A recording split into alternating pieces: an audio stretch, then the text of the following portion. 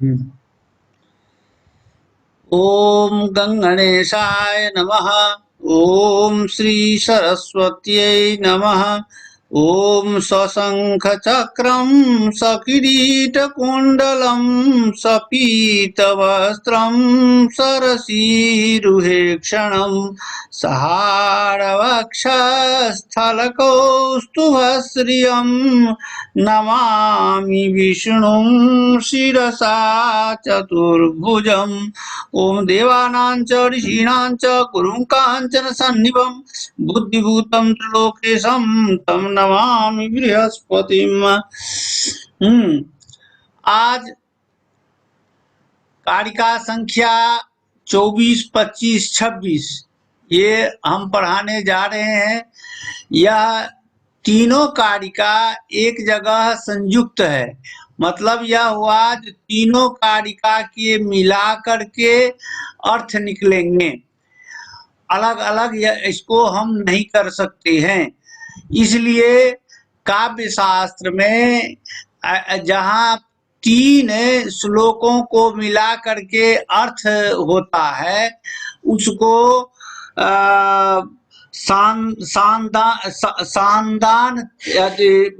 सांदानतिकम कहा जाता है, अथवा विशेषक कहा जाता है, अथवा तिलक कहा जाता है। यह काव्य का भेद है। तो जहाँ पर तीन श्लोक मिला करके अर्थ निकलते हैं वहां पर काव्य के भेद में ये भेद आते हैं। तो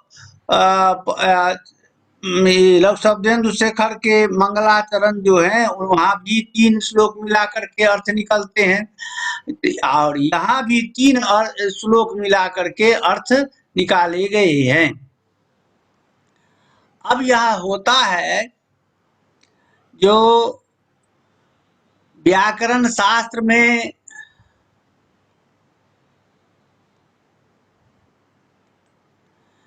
शब्दों को नित्य माना गया है और नित्य शब्दों की साधुता भी बताई गई है। और नित्य शब्दों की साधुता बताना यह व्याकरण का कर्तव्य है। कुछ कहते हैं, कुछ शास्त्र का कहना है जो शब्द नित्य नहीं है, तो यह ठीक नहीं है। यदि शब्द नित्य नहीं है तो माने तो किसी काल में उसमें विकार आना चाहिए, तो शब्द में कभी विकार नहीं आता है। इसलिए व्याकरण के द्वारा शब्दों की साधुता स्वीकार की गई है और वह शब्दों की जो साधुता है तो वो उसको हम जानेंगे किस प्रकार से। तो शब्दों की साधुता को हम दो प्रकार से जान सकते हैं।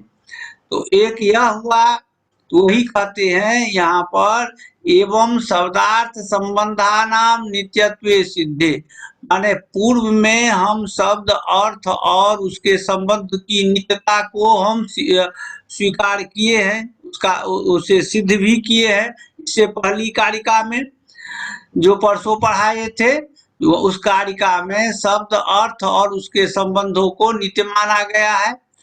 तो जब शब्द अर्थ और उसके संबंध जब नित्य सिद्ध हो चुके हैं तब यह हुआ जो साधुत्व के बोधन के लिए, साधुत्व ज्ञान के लिए यह व्याकरण है। अब यहाँ पर यह हुआ जो साधुत्व का बोधन कैसे हो, तो दो प्रकार से है।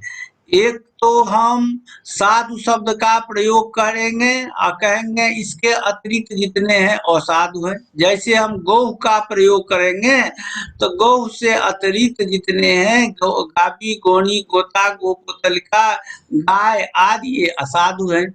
इस प्रकार हम साधु और असाधु में हम भेद करेंगे।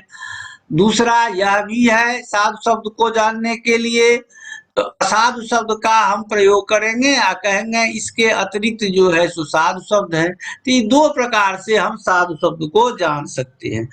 उसमें कहते हैं जो कौन प्रकार को अपनाया जाए, तो वही कह रहे हैं जो तत्र न अपशब्द बोधन द्वारा साधु शब्दा व्याकरणेन बोधनीया, कहते हैं उसमें ये दो प्रकार से जो साधु शब्द को समझने की जो बात है, उसमें हम अपशब्द को पहले कह करके अपशब्द को समझ करके तब जा करके हम कहेंगे इसके अतिरिक्त साधु शब्द है, यह व्याकरण से समझना चाहिए, ऐसा नहीं कहना उचित होगा। क्योंकि हम साधु शब्द का ही पहले हम व्याख्यान करेंगे और कहेंगे कि यह गौ साधु शब्द है, इसके अतिरिक्त जितने हैं असाधु शब्द हैं, यही करना हमारे लिए ठीक होगा। किंतु साधु शब्दा एवेति निरूपयन, कहते हैं कि इसलिए साधु शब्द का ही हम निरूपण करें और उसी के द्वारा हम शब्दों का बोध करें, अपशब्द के द्वारा शब्दों का बोध नहीं करें। इसलिए अब अष्ट पदार्थी रूपम शास्त्र शरीरम आह त्रिभि श्लोके, 8 पदार्थ वाला जो शास्त्र का शरीर है, उस शरीर को हम इन तीनों श्लोकों के द्वारा बताने जा रहे हैं। अब यह अष्ट पदार्थी रूप शास्त्र शरीर क्या है? अब देखिए, जैसे हम लोगों का शरीर जो है सो पंच तत्व से निर्मित हुआ है। क्षिति, जल, पावक, गगन, समीरा जो कहा गया है, ये इन 5 तत्वों से हम लोगों के शरीर का निर्माण हुआ है। तो नव्य न्याय में 16 प्रकार के पदार्थ दिए गए हैं। वैशेषिक दर्शन में 7 प्रकार के पदार्थ दिए गए हैं, द्रव्य गुण कर्म सामान्य विशेष समवाय। उसी 7 पदार्थ में सभी 16 पदार्थ जो है नव्य व्याकरण के समाहित हो जाते हैं। और हमारे यहाँ व्याकरण में ऐसे तत्व कौन है? तो 8 प्रकार के तत्व है, 8 पदार्थ हैं। इन 8 पदार्थ से व्याकरण रूपी जो शास्त्र है, उस शास्त्र का निर्माण होता है। माने 8 तत्व से, पदार्थ मान्य तत्व, 8 तत्व से व्याकरण शास्त्र का जो शरीर है उसका निर्माण होता है। वह 8 पदार्थ कौन है? वही इन तीनों श्लोकों के द्वारा बताया जा रहा है। इसलिए ये तीनों श्लोक एक दूसरे से मिले हुए हैं और तीनों मिला करके तब जा करके अर्थ निकलता है। थोड़ा है तो क्लिष्ट, लेकिन उसको हम समझाने का प्रयास किए हैं। थोड़ा गौर से देखिए, पहले श्लोक सुनिए। अपोद्धार पदार्था ये चार्था स्थित लक्षणा अन्वाख्येयास ये शब्दा ये चापि प्रतिपादका कार्य कारण भावेन योग्य भावेन च स्थिता धर्मे च प्रत्येचांगम संबंधा साध्व साधुषु ते लिंगैश्च स्वशब्दैश्च शास्त्रेऽस्मिन्नुपवर्णिता स्मृत्यर्थमनुगम्यन्ते केचिदेव यथागमम्। यह श्लोक हुआ, उसका अन्वय यहाँ है। साध्व साधुषु जे धर्मे प्रत्यये ते अस्मिन् शास्त्रे लिंगै स्वशब्दैश्च उपवर्णिता। जे प्रतिपादका जे च अन्वाख्येया शब्दा जे अपोद्धार पदार्था ये च स्थित लक्षणा अर्था कार्य कारण भावेन योग्य भावेन च स्थिता संबंधा स्मृत्यर्थम केचित् यथागमम अनुगम्यन्ते। यह इसका अन्वय हुआ। अब इसकी व्याख्या को थोड़ा देखें, उसको हम हिंदी में लिख दिए हैं और बाद में आप लोग हिंदी देख लेंगे, उससे स्पष्ट होगा। यह कहते हैं कि साध्व साधुषु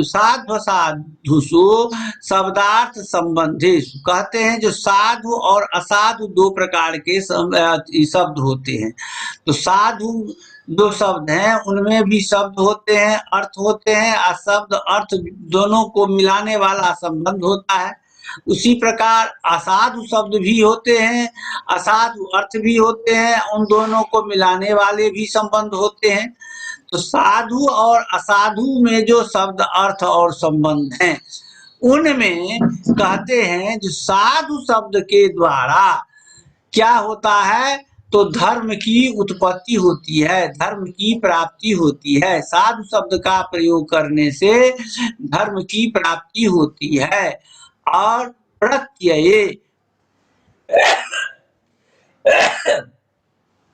और प्रत्यय का मतलब हुआ और अर्थ का बोध भी होता है। साधु शब्द के द्वारा दो फल प्राप्त होते हैं, एक तो धर्म की उत्पत्ति होती है और दूसरा अर्थ का बोध भी होता है। तो इस प्रकार वह शास्त्र का अंग हो गया। कौन? धर्म और प्रत्यय। तो ते अस्मिन् शास्त्रे व्याकरणे लिंगे प्रकृति प्रत्यय स्वशब्दश्च उपवर्णिता। वे दोनों धर्म और प्रत्यय इस शास्त्र में, माने इस व्याकरण शास्त्र में लिंग के द्वारा यानी प्रकृति प्रत्यय के द्वारा स्वशब्दश्च, पद, स्व शब्द का मतलब हो गया पद और वाक्य, पद और वाक्य के द्वारा उपवर्णित हैं, वर्णन किए गए हैं। न असाधव, कहते हैं यह बात असाधु शब्दों के प्रयोग के द्वारा नहीं कहा गया है, केवल साधु शब्दों के प्रयोग के लिए ऐसा कहा गया है।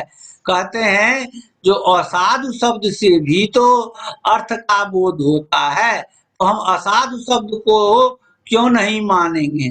तो उस पर कहता है न असाधव, क्यों? तो तेसाम अर्थावबोध मात्रोपकारकत्वात्, कहते हैं असाधु शब्द जो है उससे अर्थ का तो बोध होता है, एक फल तो जरूर प्राप्त होता है जो अर्थ का बोध होता है उससे, किंतु उससे धर्म की उत्पत्ति नहीं होती है, धर्म की प्राप्ति, किंतु उससे धर्म की प्राप्ति नहीं होती है। साधु शब्द से धर्म की प्राप्ति होती है और अर्थ का भी बोध होता है। तो वहां पर दो प्रयोजन हुए, असाधु शब्द से केवल अर्थ मात्र का बोध होता है, धर्म की प्राप्ति नहीं होती है।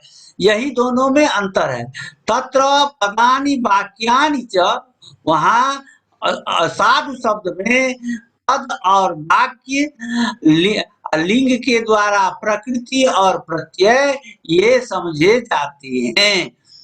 साधव शब्दार्थ संबंधा, कहते हैं जो साधु शब्द हैं उनमें, उन्हीं में शब्द अर्थ और संबंध को माना गया है। तो कहते हैं जो उनमें शब्द अर्थ और संबंध जो है सो क्या है, शब्द क्या है, अर्थ क्या है, संबंध क्या है, तो ही बात अब इस माने श्लोकों के द्वारा समझाया जा रहा है। अपोद्धार पदार्था इति। अब इसकी व्याख्या देखिए, तत्र ये प्रतिपादका प्रकृति प्रत्यय रूपा। अब उसमें शब्द क्या है, अब शब्द की बात कह रहे हैं, तो शब्द जो होते हैं प्रतिपादक होते हैं, उनमें शब्द का जो एक भाग है वह जो है प्रकृति और प्रत्यय। तो प्रकृति प्रत्यय जो होते हैं तो वह शब्द कहलाते हैं। तो शब्द का जो एक भेद हुआ वह हुआ प्रकृति और प्रत्यय, और दूसरा जो है जे च अनुवाख्य, या दूसरा उसका भेद है अनुवाख्य। अनुवाख्य का मतलब होता है जो पद और वाक्य रूप, पद और वाक्य रूप जो शब्द हैं वे भी शब्द कहलाते हैं। ये अपोद्धार पदार्था प्रकृति प्रत्ययार्था, कहते हैं जो अपोद्धार पदार्थ हम आगे बताएंगे, अपोद्धार पदार्थ हैं, अपोद्धार पदार्थ को प्रकृति प्रत्ययार्थ कहा जाता है। तो वो प्रकृति प्रत्ययार्थ जो है ये च स्थित लक्षणा पद वाक्यार्थ रूपाश्च,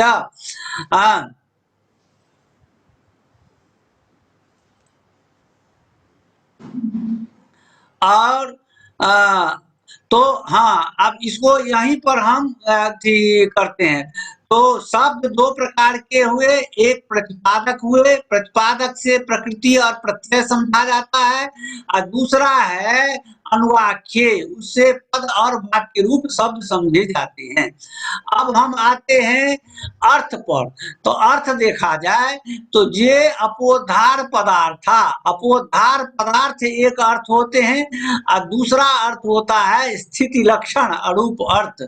अपोधार पदार्थ का अर्थ होता है जो प्रकृति प्रत्यय का जो अर्थ होता है, प्रकृति प्रत्यय का जो अर्थ होता है उसे अपोधार पदार्थ कहा जाता है। और दूसरा होता है स्थित लक्षण, उसको कहा जाता है पद और वाक्य से जो अर्थ निकलता है, पद से जो अर्थ निकलता है और वाक्य से जो अर्थ निकलता है, तो उसको कहा जाता है स्थित लक्षण। माने पद वाक्यार्थ रूप जो हुआ सो माने उसको स्थित लक्षण कहा जाता है। इस प्रकार वे अर्थ दो प्रकार के होते हैं। कौन कौन? तो एक प्रकृति प्रत्ययार्थ हुआ और दूसरा हुआ पद वाक्यार्थ। दो प्रकार के अर्थ भी हुए। तो दो प्रकार के शब्द हुए और दो प्रकार के अर्थ हुए। अब कहते हैं कि दो प्रकार के संबंध भी है। संबंध कौन कौन है? तो कार्य कारण भावेन योग्य भावेन च तादात्म्येन च स्थिता साधवा। तो एक संबंध है कार्य कारण भाव संबंध, और दूसरा है योग्य भाव। योग्य भाव तादात्म्य संबंध से रहता है। तो इस प्रकार दो प्रकार के संबंध भी शब्द और अर्थ को जोड़ने के लिए है। तो जिस शब्द का जस्य शब्दस्य जेनार्थेन कार्य कारण भाव, जिस शब्द का जिस अर्थ के साथ कार्य कारण भाव बैठता है तो वहीं पर तादात्म्य रहता है। तादात्म्यंच वर्तते, वहीं पर तादात्म्य रहता है और वहीं पर वह शब्द उस अर्थ के लिए साधु माना जाता है। वहां पर वह शब्द उस अर्थ के लिए साधु माना जाता है। तादात्म्यंच वर्तते तस्मिन् अर्थे स साधुरिति जावत्। ततश्च कार्य कारण भाव लक्षणा योग्यता लक्षणाश्च संबंधा साधव। इसलिए कार्य कारण भाव लक्षण जो है संबंध हुआ, और दूसरा है योग्यता लक्षण रूप संबंध है। और इन्हीं दोनों से शब्द और अर्थ के बीच में कड़ी जोड़ी जाती है। और वे दोनों माने शब्द और शब्द जो है अर्थ के बोधक होते हैं, अर्थ शब्द के बोधक होते हैं। कहीं पर कार्य शब्द होता है, अर्थ कारण होता है, कहीं पर कारण शब्द होता है, अर्थ कार्य होता है। उसी को दूसरे शब्द में योग्यता लक्षण के द्वारा या योग्यता का मतलब होगा बोधकता संबंध से भी समझा जाता है। व्याकरण वहां पर वाच्यवाचक भाव संबंध के द्वारा, वाच्यवाचक भाव और तादात्म्य संबंध के द्वारा उसको समझते हैं, शब्द और अर्थ को एक जगह मिलाते हैं। तो इस तरह शास्त्र में कहा गया है। अब यहाँ पर है तो अब कहते हैं जो गाव्यादिकु उपदेष्टेषु तदन्येषु गौड़ इत्यादि नाम साधुत्वेन अवगम संभवात। अब यहाँ पर प्रश्न करते हैं जो यहाँ पर हम गावी गोणी गोता गोपोतलिका इसके उपदेश करके भी उसके अतिरिक्त गौ यह शब्द है, यह भी तो हम कह सकते हैं। इस प्रकार से भी हम साधु शब्द का ज्ञान हम कर सकते हैं। तो यही क्यों कहा गया ऊपर में जो नहीं गौ शब्द का ही उपदेश किया जाता है, गौ शब्द का ही उपदेश किया जाए, उसी से उसके अतिरिक्त और सब असाधु शब्द है गावी गोनी गोता आदि यह जाना जाए, यह क्यों कहा गया? तो उसका तर्क उस पर समाधान देते हैं स्मृति अर्थम। इसी श्लोक में है जो अंतिम में है जो स्मृत्यर्थम अनुगम्यन्ते केचिदेव यथागमम्। वही कहते हैं स्मृत्यर्थम माने लाघवेन स्मृति प्रणयनार्थम, माने लाघव से व्याकरण शास्त्र की प्रवृत्ति हो, लघुता से व्याकरण शास्त्र की प्रवृत्ति हो। इसलिए लघुता तो किसमें है, तो गौ एक शब्द है और उसके अपभ्रंश अनेक हैं, तो एक शब्द का उच्चारण करने में लघुता होगी। तो इसलिए लघुता से शास्त्र की प्रवृत्ति हो, शास्त्र की व्यवस्था बने, इसलिए गौ शब्द का ही उपदेश करना उचित समझा जाता है। गौ शब्द को ही साधु मान करके जानना उचित माना जाता है। केचित साधव एव आगमम अनतिक्रम्य इति यथागमम यथा शास्त्रम अनुगम्यन्ते।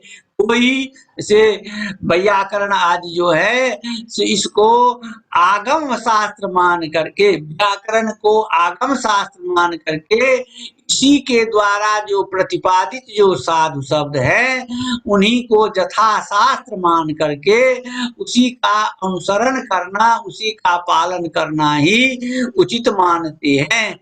न असाधवा, असाधु शब्द को उच्चरित करना और उसका पालन करना ठीक नहीं माना गया है।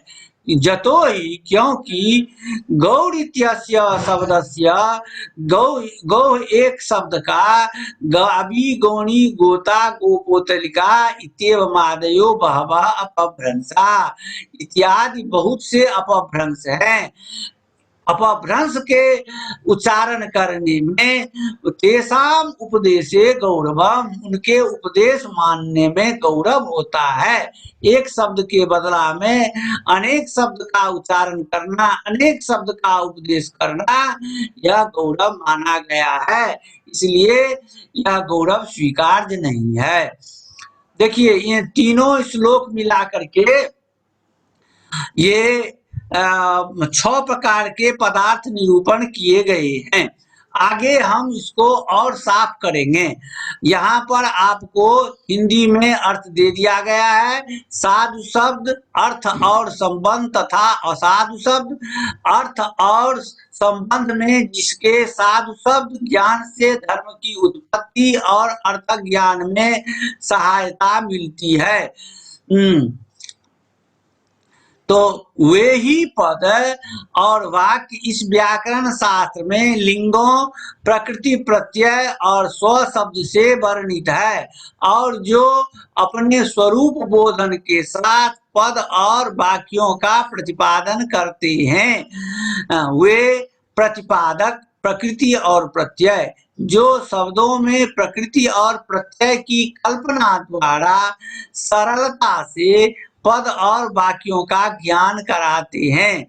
वे अन्वाख्य पद रूप और वाक्य रूप शब्द जो पदार्थों से विभक्त होते हैं, वे अपोद्धार और जिनसे अर्थ का ज्ञान होता है, वे प्रकृति और प्रत्यय। पद और उनके अर्थ पदार्थ रूप, अपोद्धार पदार्थ, प्रकृति प्रत्यार्थ जो अपने स्वरूप की किसी प्रकार रक्षा करते हैं, वे स्थिति लक्षण अर्थ पदार्थ और वाक्यार्थ हैं, और जो कार्य कारण भाव संबंध और योग्य भाव तादात्म्य संबंध से स्थित है अर्थात साधु है, उनका ही लघुभूत उपाय के द्वारा शास्त्र ज्ञान के साथ स्मरण के लिए इस शास्त्र में वर्णन किया गया है। अब देखिए थोड़ा क्लिष्ट तो है ही, इसको हम और आगे थोड़ा साफ किए हैं। यहाँ देखिए इदमत्र ध्येयम् साधूनां शब्दानां अर्थ संबंधस्य साधु, असाधूनां अर्थ संबंधस्य असाधु, साधुत्वस्य शब्दार्थ संबंध तृतीयमाश्रित्यैव शास्त्रेण बोधनात्। अब कहते हैं साधु शब्दों का अर्थ और संबंध ये साधु कहलाते हैं। जहाँ पर साधु शब्द हैं तो उनके अर्थ और संबंध भी साधु कहलाते हैं। जहाँ पर असाधु शब्द हैं तो उनके शब्द अर्थ और संबंध असाधु कहलाते हैं। तो साधुत्वस्य शब्दार्थ संबंध तृतीयमाश्रित्यैव, तो साधु शब्द को ही मान करके, साधु शब्द अर्थ और संबंध, इन्हीं तीनों को मान करके इस व्याकरण शास्त्र की प्रवृत्ति हुई है और उसी से शब्दों के अर्थ को और संबंधों को जाना जाता है।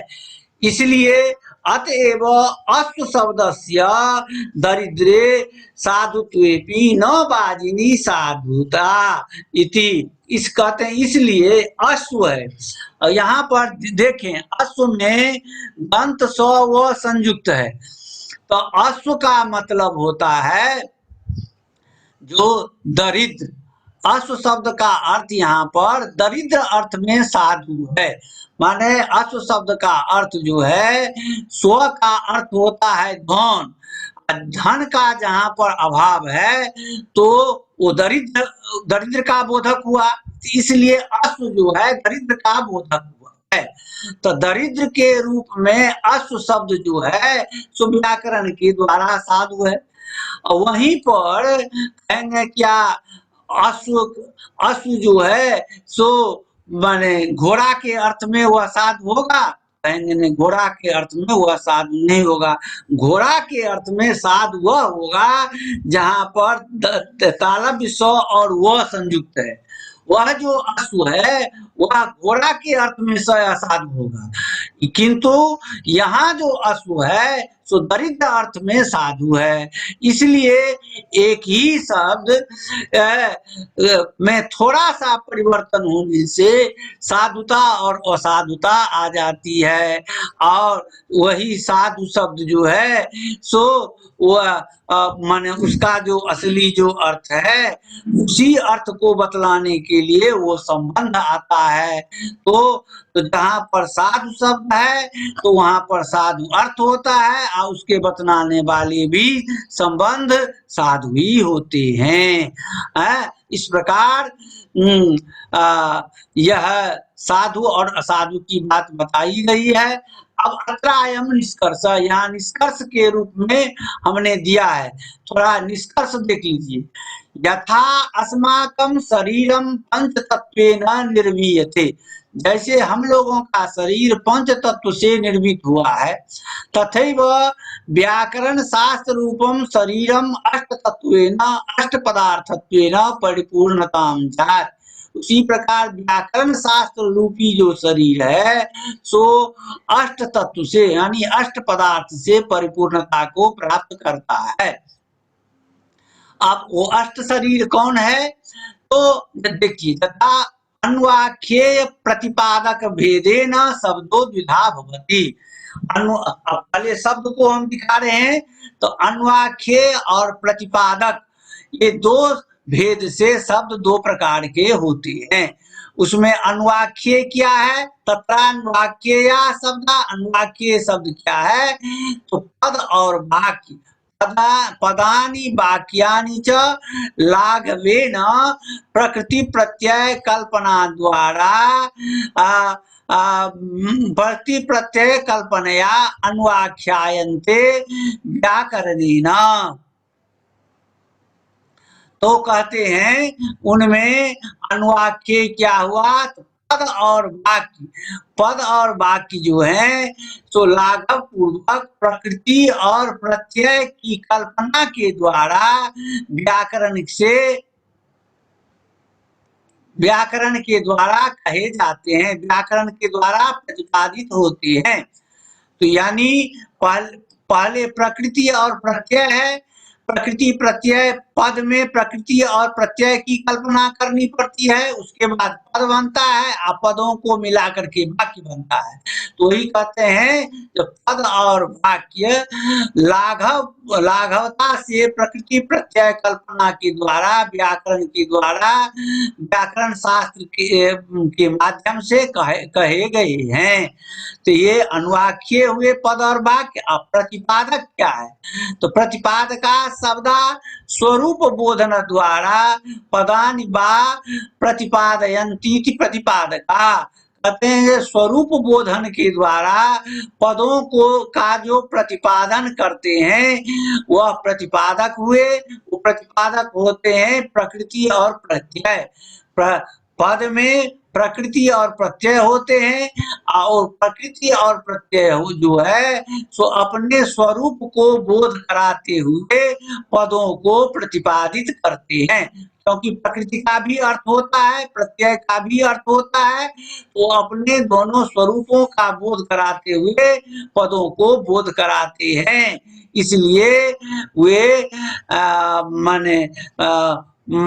माने प्रतिपादक हुए तो पदों को बोध कराते हैं। अब पद पद पद मिल करके वाक्यों का बोध कराते हैं। इसलिए पद और वाक्य अनुवाक्य हुए, प्रतिपादक हो गए उसके प्रकृति और प्रत्यय। अब हम आगे बढ़ते हैं। अर्थ दो प्रकार के होते हैं, कौन कौन? अपोद्धार पदार्थ और स्थिति लक्षण भेद से अर्थ दो प्रकार के होते हैं। यथा तत्र अपोद्धार पदार्थ, उसमें अपोद्धार पदार्थ क्या है? तो प्रकृति और प्रत्यय के जो अर्थ हैं वे अपोद्धार पदार्थ कहलाते हैं। प्रकृति प्रत्यय के जो अर्थ वो अपोद्धार पदार्थ कहलाते हैं। और दूसरा क्या है? तो स्थिति लक्षण। स्थिति लक्षण जो अर्थ है, स्थिति लक्षण अर्थात पदार्था वाक्यार्थ। स्थिति लक्षण अर्थ जो है वो पदार्थ कहलाते हैं और वाक्यार्थ कहलाते हैं। स्थिति लक्षण जो अर्थ हैं उनको पदार्थ और वाक्यार्थ कहा जाता है। वो प्रकृति प्रत्ययार्थ बोधो ही पदार्थावबोधोपाय इति पदार्थे प्रकृति प्रत्ययार्था स्थिरोहिता भवन्। कहते हैं जो प्रकृति और प्रत्यय के अर्थ के बोध से क्या होता है? जो पदार्थ का बोध होता है, पदार्थ का अवबोध होता है। तो प्रकृति पदार्थ के अवबोध में प्रकृति और प्रत्यय के अर्थ का ज्ञान जो है सो आवश्यक होता है। इति पदार्थे प्रकृति प्रत्ययार्था स्थिरोहिता भवन्ति। किंतु पदार्थ में प्रकृति के अर्थ और प्रत्यय के अर्थ छुपे हुए रहते हैं।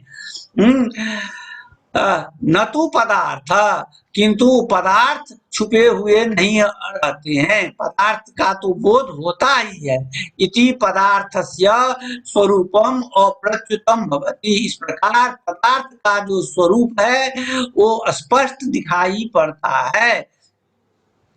एवं पदार्थावबोधे वाक्यार्थावबोधोपाय। कहते इसी प्रकार पदार्थ के अवबोध होने से वाक्यार्थ का अवबोध हो जाता है।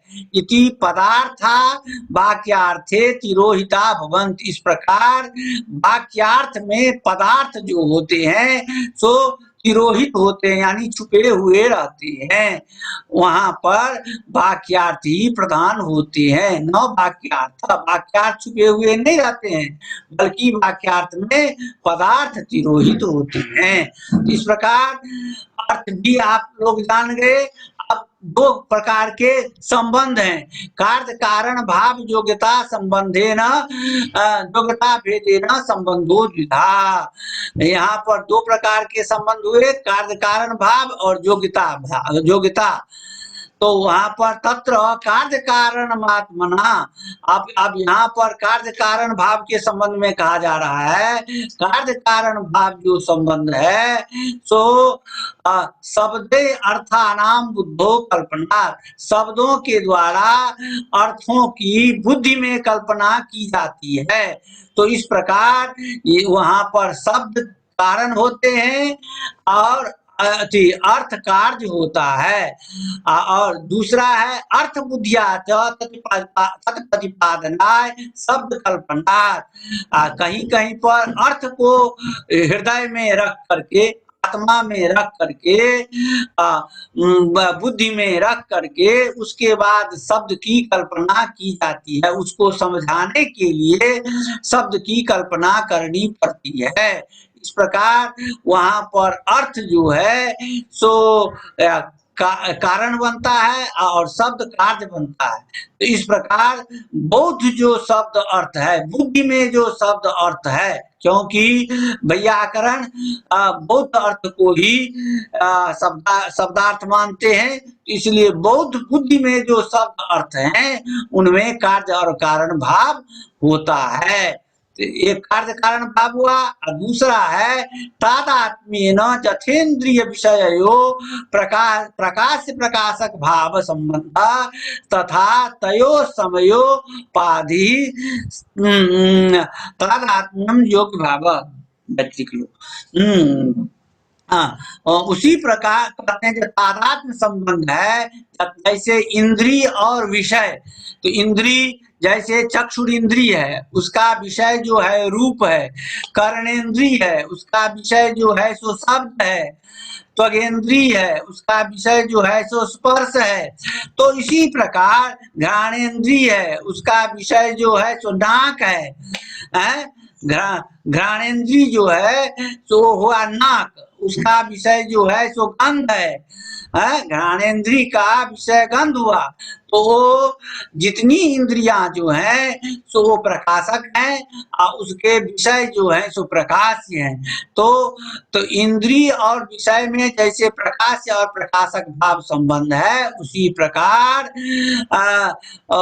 शब्द और अर्थ में भी वाच्यवाचक संबंध है और बोधकता रूप संबंध है। उसी को योग्य भाव कहा जाता है। वही बोधकता रूप संबंध जो है तादात्म्य संबंध से वो दोनों को एक जगह शब्द और अर्थ को बांधता है। इस प्रकार दोनों अर्थ का बोध होता है। तो इस प्रकार दो प्रकार के संबंध हुए। योग्य एवं अत्र योग्यता, योग्य ही यहाँ पर योग्यता है। तो धर्मार्थ अब यह हो गया तीन प्रकार, छठो हम बता दिए। अब दो ठो है, धर्मार्थावबोध भेदेन प्रयोजनम द्विधा। धर्म अर्थ के अवबोध से, अवबोध रूप भेद से प्रयोजन दो प्रकार के होते हैं। कहते हैं जो 6 प्रकार जो आप दिखाए हैं उसका फल क्या हुआ, तो कहते हैं फल 2 प्रकार के होते हैं, धर्म और अर्थावबोध। ये 2 प्रकार के प्रयोजन हुए यानी फल हुए। तो धर्म क्या है, तो साधु शब्द के प्रयोग करने से धर्म की उत्पत्ति होती है। तो एक फल यह हुआ। दूसरा फल हुआ प्रत्यय, माने शब्द के अर्थ का बोध होता है। तो शब्द के अर्थ का बोध होना भी एक फल हुआ। इस प्रकार शब्दार्थ इस प्रकार जो व्याकरण शास्त्र रूपी शरीर के 8 तत्व होते हैं, जो ऊपर में कहा गया है। अब आप लोग उसे देख लेंगे, हमने यहाँ पर स्पष्ट कर दिया है। अब समय समाप्त होने जा रहा है, मैं इसे अब यहीं विश्राम देता हूँ। आप इसको ठीक से इसको पढ़ेंगे। इस प्रकरण को थोड़ा जटिल है लेकिन बहुत महत्वपूर्ण है। ठीक है, हरि ओम, शांति।